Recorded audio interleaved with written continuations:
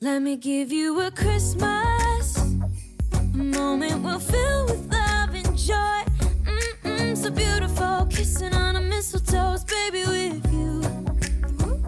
I don't need any presents, as long as I spend this day with you. So beautiful, kissing on a mistletoe, baby, with you. Ooh. I'm making plans of what we're gonna do. I feel so blessed that I can be with you, 'cause God knows that I've been longing for you. I just wanna hold you close. You know the stars are shining just for you. Coucou tout le monde et bienvenue dans un nouvel épisode du Vlogmas 2023. Aujourd'hui c'est l'épisode numéro 17 et nous sommes le dimanche 17 avril, décembre 2023.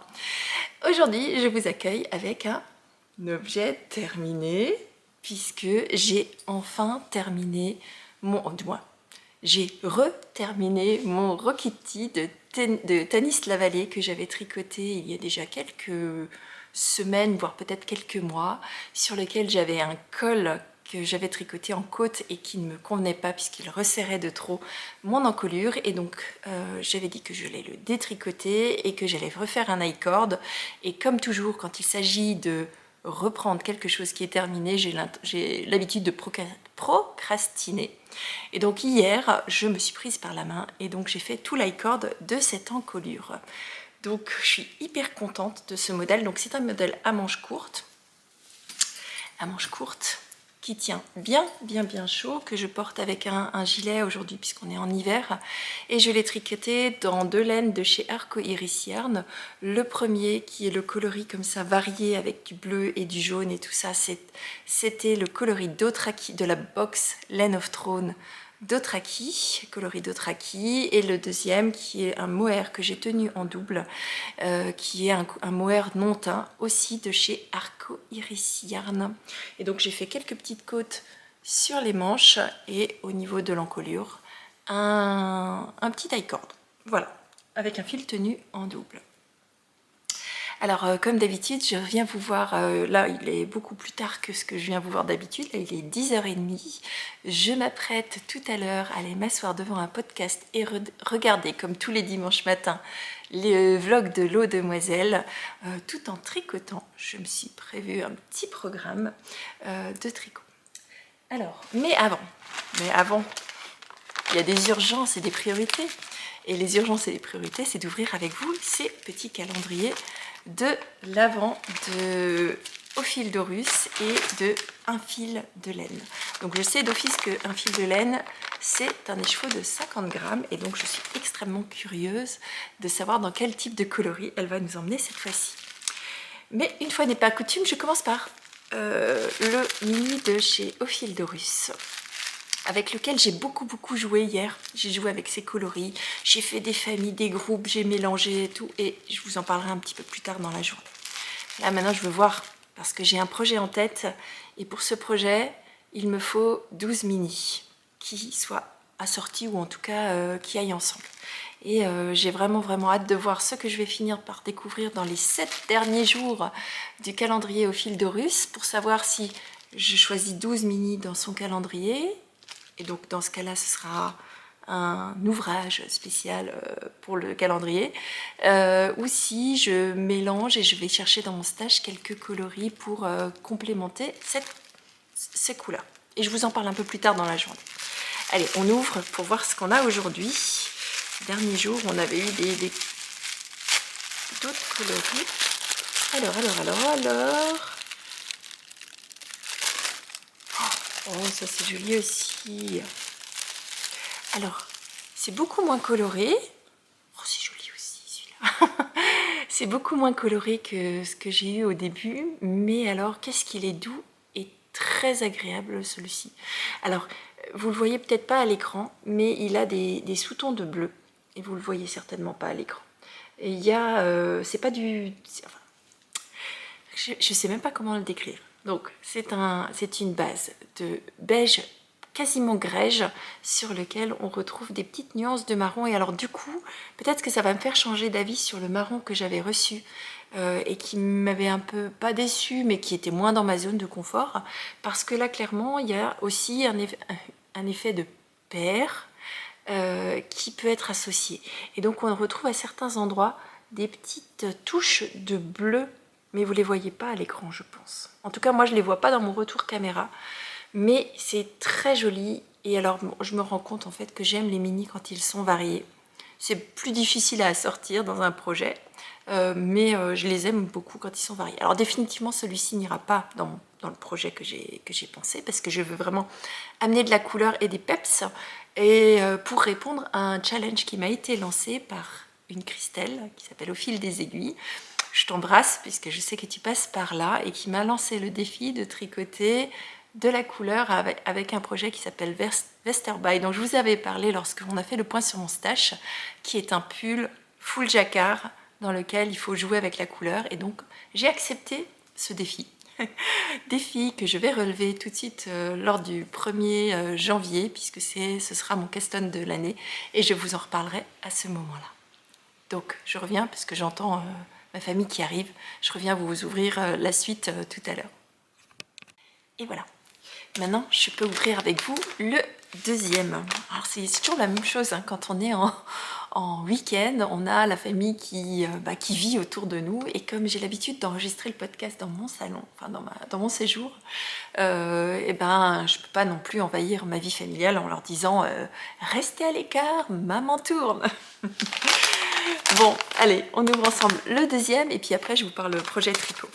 Alors. Numéro 17. J'espère que c'est pas du marron. Non. Ah voilà, c'est pas du marron. Et là, on est dans ma zone de confort. Alors, aujourd'hui, il y a une étiquette, donc ce qui veut dire qu'il y a aussi un patron. Alors, et puis il y a des gourmandises. Alors, on commence par les gourmandises parce que je suis une gourmande invétérée.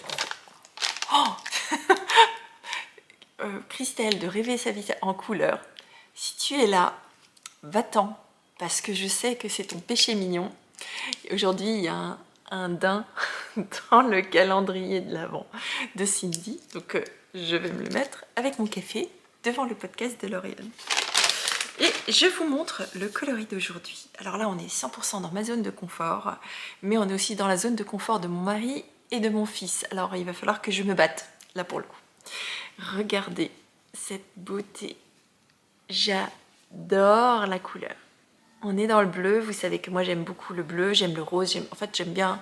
En fait, je me rends compte que j'aime quasiment toutes les couleurs parce qu'il y a des marrons que j'aime aussi, mais je suis assez difficile en marron, on va dire ça comme ça. Alors que les autres couleurs, j'en ai plein que j'aime. En fait, j'aime tout. Regardez-moi ce bleu. Oh, magnifique travail de teinture là. On va du bleu... je ne saurais même pas le décrire parce qu'il a un léger sous-ton de turquoise et on monte jusqu'au bleu marine, voire au bleu nuit. Vous voyez ici c'est quasi noir à certains endroits. C'est très joli, ça va donner très certainement un aspect de vague ou de mer ou quelque chose comme ça dans le coloris. Et donc voilà, j'aime beaucoup ce coloris. Ah, je suis contente. Très joli aujourd'hui, les deux mini. Enfin, les mini et le 50 grammes. Et donc, ce coloris s'appelle Atlantide. Voilà, Atlantide, donc c'est un fil de laine. Et donc, le coloris, c'est Atlantide. Et donc, on est sur sa base Mérino Nylon. Mérino Nylon, et chez Cindy, c'est un fil de laine, c'est 75% Mérino, 25% de nylon. Alors là, il faudra que je lui trouve un petit mini assorti pour le mettre dedans, pour voir ce que je peux faire. Bon, déjà, je vais regarder quel patron, parce que bien sûr, il y a une suggestion de patron. Et là, c'est un patron que je ne connais pas, mais qui est gratuit et qui s'appelle Day of Socks by Jessica Gore. Patron gratuit sur Ravelry. Et donc, je vais aller voir. En fait, j'aime bien parce que Cindy, elle nous emmène dans des patrons que je ne connaissais pas. Le patron de hier, des Morning Coffee Socks. C'est un joli patron.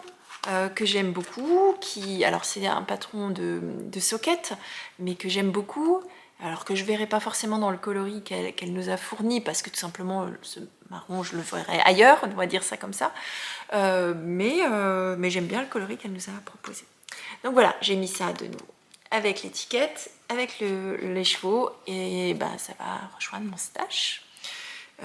D'abord je vais le montrer à ma famille, puisque quand on ouvre les calendriers familiaux, ben, ils me demandent toujours la couleur, et après c'est la foire d'empoigne à celui qui dit Prums pour le coloris. Alors ensuite, qu'est-ce que j'ai prévu ce matin? Alors je vous ai promis, alors hier j'ai fini les côtes entièrement, parce que j'ai rajouté finalement quelques petits centimètres pour arriver aux 6 cm des côtes de mon field sweater, que je vous remontre encore un coup tellement il est beau. Tellement il est beau. Oh, trop envie de le mettre. Bon, bref, j'ai fini les côtes. Moi, j'ai rallongé effectivement pour respecter ce que Camille Avad nous préconisait, donc 6 cm de côte. Donc les 6 cm sont là. J'ai pas fait le rabat parce que je vous ai promis de vous filmer le rabat, et donc vous l'aurez un petit peu plus tard dans la vidéo. Je vous montre comment on fait le rabat à l'italienne à l'aiguille. Donc la première chose que je vais faire, puisque vous voyez qu'ici moi j'ai 2 fils, puisque je les ai tricotés en double, un fil de fingering, un fil de mohair, et la première chose que je vais faire, c'est que je vais couper ce fil de mohair, parce que le rabat à l'italienne, je ne le fais qu'avec le fil de fingering, sinon c'est trop envahissant. Enfin, c'est pas aussi joli, c'est pas nécessaire. De toute façon, le rendu est beaucoup plus joli avec un seul fil de fingering. Donc là, je vais couper le mohair et je vous montre tout à l'heure comment je fais ce rabat, puisque la luminosité est parfaite aujourd'hui. Il fait super beau. Enfin, ouais, ça dépend. Là-bas, il fait tout gris. Et là-bas, il fait super beau avec un grand ciel bleu. C'est un peu bizarre comme temps. On dirait qu'il y a un brouillard qui ne s'est pas encore levé à certains endroits, mais que derrière le brouillard, il fait beau. Ensuite, je vous ai quitté hier en vous disant, mon Dieu, je suis en retard sur la chaussette de mon mari. Et oui, j'étais drôlement en retard, j'ai revu mon plan, j'ai tout redécoupé pour pouvoir y arriver et qu'il ait bien sa paire de chaussettes terminée pour Noël. Et je vous avais dit, ben, je suis à peu près, on va dire, à 60% de mon pied qui a été tricoté, puis j'essaie de me focaliser là-dessus. Alors finalement, je me suis quand même éparpillée. Vous me connaissez maintenant, hein, moi je suis incapable de rester sur un seul projet. Je me suis éparpillée, mais par contre j'ai quand même bien avancé, et je vous montre, puisque j'ai terminé le pied de la chaussette. Alors bon, je suis arrivée juste après le talon. Donc j'ai fini le pied de la chaussette entièrement. J'ai fait le talon en shadow wrap. Comme d'habitude, c'est ma lubie du moment, hein. Je fais du shadow wrap. Et j'ai démarré la tige. Sur la tige, j'en suis au 8e rang. Vous voyez, j'ai pas fait grand chose. Il faut que je fasse 75 rangs de tige et après 15 rangs de côte. Donc, parce que mon mari les aime, voilà, de toute façon j'ai 75 rangs de pied, donc je vais faire 75 rangs de tige. Et donc j'ai commencé en rond, et donc cette fois-ci, alors autant sur le pied, il y avait cette texture qui est en fait un jeu de torsade décalé. Sur le dessus et en dessous, c'était du jersey tout simple en droit. Autant sur la tige, ben, le motif se répète tout autour de la tige. Donc, voilà. L'avantage, c'est que c'est pas un motif très compliqué. C'est quasiment zéro cerveau, et je pense que je vais pouvoir le faire devant le podcast de Lauriane. Devant le vlog pardon de Lauriane, puisqu'elle fait que des vlogs, et puis ben, je verrai du coup jusqu'où je peux arriver en ayant, j'ai pas encore regardé combien de temps dure son vlog. Généralement il dure entre 45 minutes et 1 heure, donc peut-être qu'il durera plus parce qu'il y a l'ouverture des calendriers là en décembre. Donc je pense que je vais garder celle-ci pendant le podcast de Lauriane, et après je ferai le rabat à l'italienne. Et puis après, je reviendrai vous voir plus tard dans la journée pour vous parler d'autres projets.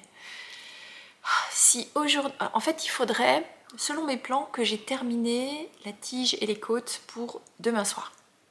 Je ne sais pas si c'est faisable. On verra. Vous verrez ça demain ou après-demain si j'ai terminé.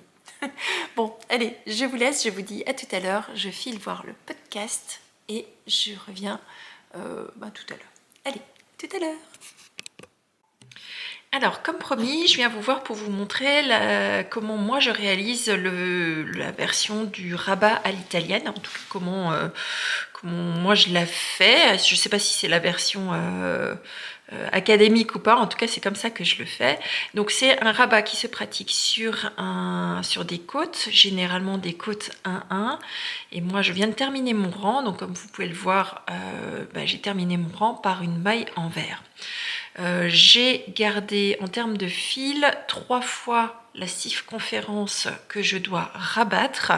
Ça vous garantit d'avoir suffisamment de fil. Normalement vous n'aurez pas besoin de 3 fois, mais on ne sait jamais. Donc c'est un rabat qui se fait entièrement à l'aiguille et donc vous aurez besoin d'une aiguille à laine. Donc la première chose que je fais, moi je prends un marqueur en poule et je passe ce marqueur en poule dans les 2 premières mailles de mon aiguille de gauche. Alors ça va rester là en attente, tout simplement pour pouvoir bien repérer ces mailles là par la suite quand on arrivera à la fin pour pouvoir faire une finition parfaite. Et le mouvement, c'est un petit peu un mouvement qui ressemble au grafting. Donc là, comme je suis sur une maille arrière, les 2 premiers mouvements sont pour démarrer et ensuite ce sera toujours la même chose. Donc comme je suis sur une maille arrière, je vais passer mon aiguille entre les 2 mailles. Entre les 2 mailles, là, vous voyez. Alors je fais attention de ne pas aller dans mon marqueur en poule. Je le passe entre mes 2 mailles. Et ensuite, je viens faire passer mon aiguille à laine comme si je tricotais la 2e maille, pas la première. La première, on la laisse tranquille. La 2e maille qui est une maille en vert aussi. Et donc, je vais passer mon aiguille dedans. Et je fais circuler tout mon fil.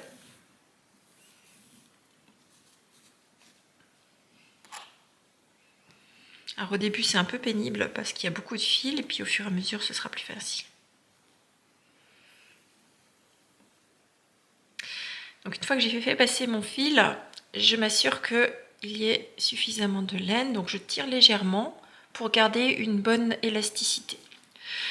La prochaine maille, c'est une maille endroit. Donc la maille endroit, ça va faire un petit peu comme le grafting. Je prends la première maille, je passe mon aiguille comme pour la tricoter à l'endroit et je laisse tomber ma maille. Donc là, à vous de voir si vous voulez faire passer tout votre fil. Moi, je ne le fais pas à chaque fois. Mais vous pouvez tirer tout votre fil si vous préférez. Donc, j'ai laissé tomber ma maille comme pour la tricoter à l'endroit.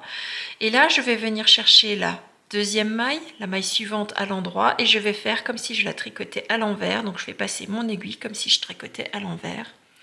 Et là, je passe tout mon fil.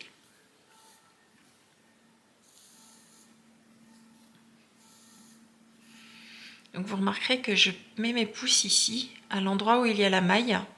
Je fais une pince pour éviter que mon fil s'en mêle en fait. Hop. Donc quand j'ai tiré là, toujours pareil, je vérifie que j'ai mon élasticité qui est bonne. La maille suivante, c'est une maille en vert. Donc comme c'est une maille en vert, je fais comme si je la tricotais à l'envers et je laisse tomber ma maille. Ensuite, je vais passer entre la première et la 2e maille pour faire revenir mon aiguille à laine. Puis je tricote, je fais comme si je tricotais à l'endroit pour ma maille qui reste ici. Et je fais passer tout mon fil. En faisant attention de ne pas emmener le marqueur en poule de nouveau.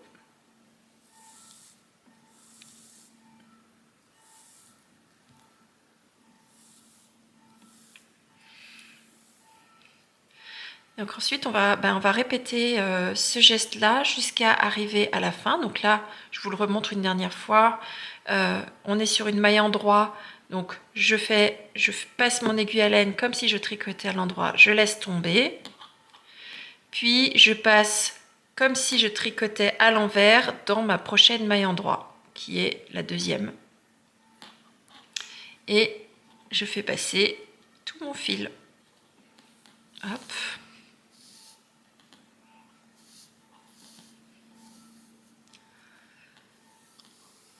Donc je vous remonte encore une fois la maille en vert. Là, c'est une maille en vert, la suivante. Donc, je fais comme si je passe mon aiguille comme si je la tricotais à l'envers.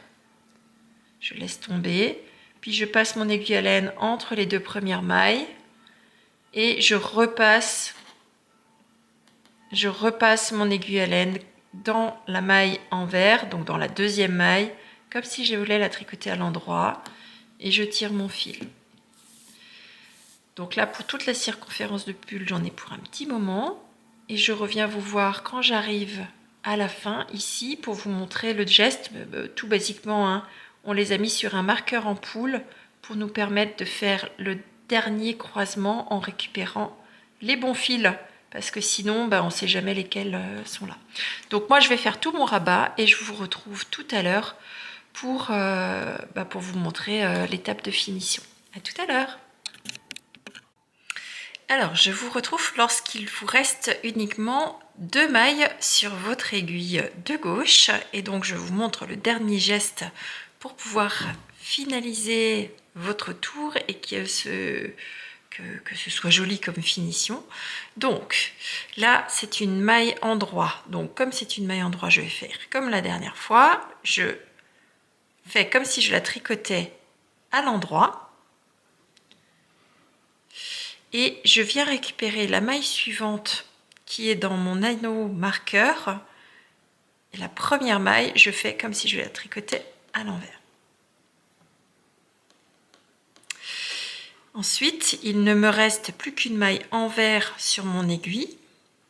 Donc là, la maille en vert, je fais comme si je la tricotais à l'envers et je laisse tomber la maille. Et ensuite, c'est là que ce sera un petit peu juste, c'est qu'il va falloir passer votre aiguille entre les deux brins qui sont sur votre anneau marqueur. Puis, on vient tricoter comme si vous le faisiez à l'endroit, la dernière maille qui est sur votre anneau marqueur. Et donc, ça vous permet d'avoir un tour qui est complètement bouclé et vous pouvez envoyer l'anneau marqueur. Et voilà. Donc ensuite, il faut rentrer votre fil. Et donc voilà pour ce rabat à l'italienne. Vous voyez qu'il est extrêmement élastique. C'est un rabat que j'utilise pour les manches, enfin les poignets, les côtes du bas du corps et les chaussettes quand je les tricote en démarrant depuis la pointe et que je finis par les côtes. Donc j'espère que ça vous aura aidé et que vous ferez des jolies finitions sur vos côtes 1-1. Et coucou tout le monde, je vous retrouve en fin de journée. Comme vous pouvez le voir, il fait nuit, je suis en lumière artificielle à fond et pourtant il est 17h30. Bienvenue en hiver, bienvenue à la fin de l'automne, une période où on a très peu de lumière du jour. Donc je vais essayer de rester sobre et puis de pas trop vous montrer de choses en couleur parce que vraiment ça va vous modifier les couleurs. J'espère que ça ira.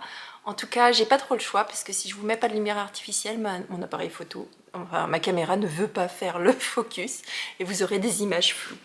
Bon, alors je vous aurais mis un peu plus tôt dans la vidéo le tutoriel pour pouvoir réaliser votre rabat à l'italienne à l'aiguille. Et donc, comme vous pouvez vous en douter, mon rabat est fait. J'ai pu faire mon premier essayage, mais ça je vous le montrerai dans les jours prochains en lumière normale parce que là vraiment c'est horrible. Par contre, j'ai immédiatement monté le démarrage de ma manche. Donc là c'est une manche qui va se dérouler assez facilement. Bon, j'ai pas fait grand chose pour l'instant, j'ai fait que quelques petits rangs, mais là c'est du tricot en rond, c'est du jersey, il y a un rythme de diminution qui est pas très marqué, donc du coup j'ai mis un contre-rang. Ici j'utilise un contre-rang de chez Mademoiselle Pluche, tout à fait dans le thème hivernal avec des étoiles de mer, normal, Christelle, normal. Mais en fait je me rends compte que j'ai des contre-rangs sur tous mes projets et que je les utilise tous sans exception, donc forcément il y a un moment où on n'est plus dans le thème. Donc bon, ça je vais continuer tranquillement, je pense ce soir devant la télévision. En attendant, je voulais vous parler d'un autre projet que j'ai démarré. Et alors, vous vous souvenez que je vous ai parlé de ce petit elfe qui est un patron au crochet de la designeuse Lali Lala qui propose tout plein de kits avec 3 petits personnages. Et l'année dernière, dans le cadre des vœux laineux, certaines d'entre vous, et je vous en remercie, m'ont offert les 2 kits, donc avec 2 fois 3 personnages de Noël. Et donc j'avais réalisé, alors c'était vraiment sur le mois de décembre, donc j'avais réalisé l'elfe et son petit grelot. Et je me suis mis en tête, et là je vais vous dévoiler un nouvel objectif que je me suis fixé pour 2024, ou du moins une nouvelle envie créative que je me suis fixée pour 2024, c'est de réaliser tous ces petits personnages de chez Lali Lala, puisqu'elle a une collection qui s'appelle 4 saisons, dans lequel elle a 3 petits bonhommes pour l'été, 3 petits personnages pour le printemps, 3 petits personnages pour Pâques, 3 petits personnages pour Halloween et 3 petits personnages pour l'hiver. Alors vous remarquerez que j'ai pas mentionné les 3 petits personnages pour l'automne parce que ceux-là ils me plaisent pas vraiment, mais l'objectif est effectivement pour moi tout au long de l'année 2024 de réaliser tous ces petits personnages parce que je me rends compte que ben voilà, c'est quelque chose qui se pose facilement à droite à gauche dans mes décorations et qui pourrait tout simplement m'aider à faire ces décorations de ma maison. Donc là pour l'instant j'ai celui-ci, j'ai les deux patrons des kits de 3 pour les versions de Noël, et donc au fur et à mesure de l'année je vais m'acheter les autres versions pour au fur et à mesure. Donc tout ça pour vous dire que je suis allée chercher des cotons dans mon stash de coton. Alors celui-ci ce sera pas un stash à moitié, celui-ci il restera puisque je crochète pas beaucoup, hein, vous le savez, enfin je crochète pas. Je crochète un peu, mais pas des masses non plus. Donc là, voici les couleurs que j'avais d'ailleurs déjà utilisées dans ce petit elfe. Donc je suis restée dans les mêmes coloris, sauf que là, il n'y avait juste pas de jaune, puisque je l'ai remplacé par le grelot. Mais je suis partie sur une laine de chez Katona, de chez Chez Pièces, dans la base Katona, et donc sur des coloris qui s'appellent, donc ici c'est un pétrole qui est le numéro 244. Je vais tout poser parce que sinon ce sera pourri. Ensuite j'ai un blanc qui est le numéro 105. J'ai un jaune qui est le numéro 249. Un rouge qui est le numéro 115. Et enfin un petit marron qui est le numéro 254. Et ce sont les coloris qui sont appelés par le patron. Alors ici on parle de la Katona de chez Pièces, mais sachez que chez Sharon Mayer il existe la base Catania qui a exactement les mêmes numéros, puisque je me suis fait avoir. Moi j'ai acheté cette couleur là chez Catania et chez Sharon Mayer et chez Pièces, et quand elles sont arrivées elles avaient et le même numéro et exactement la même couleur. L'avantage de chez Katona, c'est que vous avez de chez Pièces, c'est que vous avez des écheveaux, enfin des pelotes de 50 grammes et des pelotes de 25 grammes. Donc là, comme j'avais pas besoin d'énormément de quantité, je suis partie sur une 25 grammes. Et donc avec ces coloris là, je vais réaliser le kit de Noël. Donc l'elfe.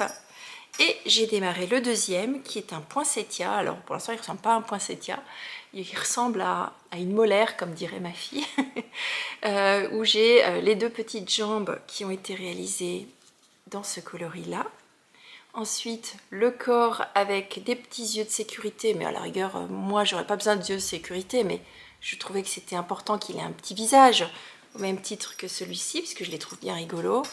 Ensuite on passe sur le biopétrole pour la partie du haut de la tête et du rouge au dessus, et tout simplement parce qu'on va venir rajouter, puisque c'est un poinsettia. Alors, pour ceux qui ne savent pas ce que c'est que la poinsettia, ce sont les roses de Noël.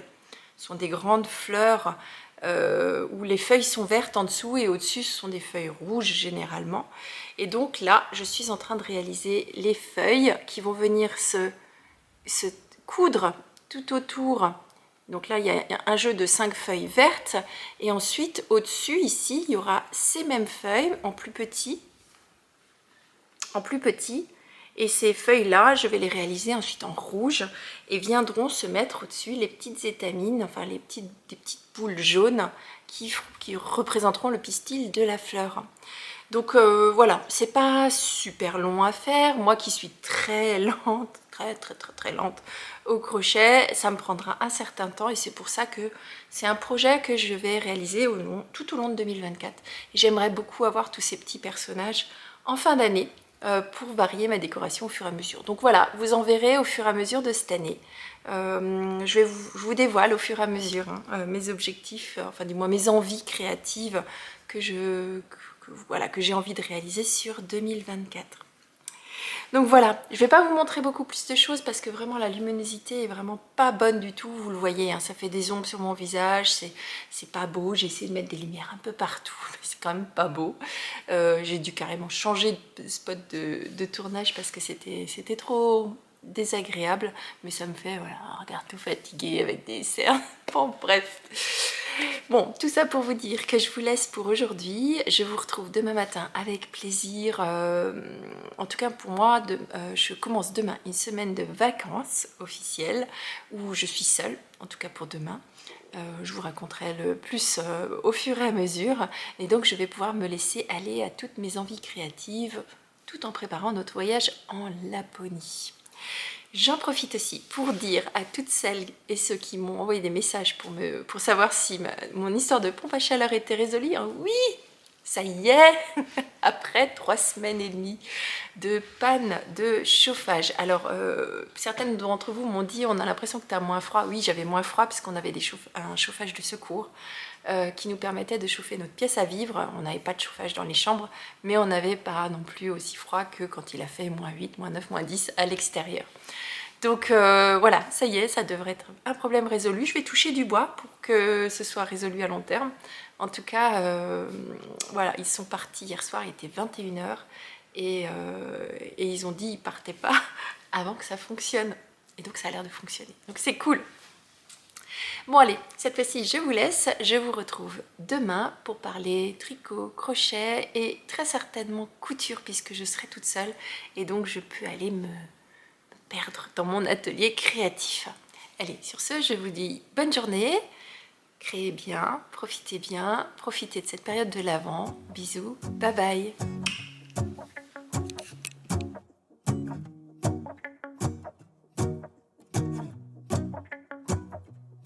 Let's go outside, the snow is falling down and every child is having so much fun.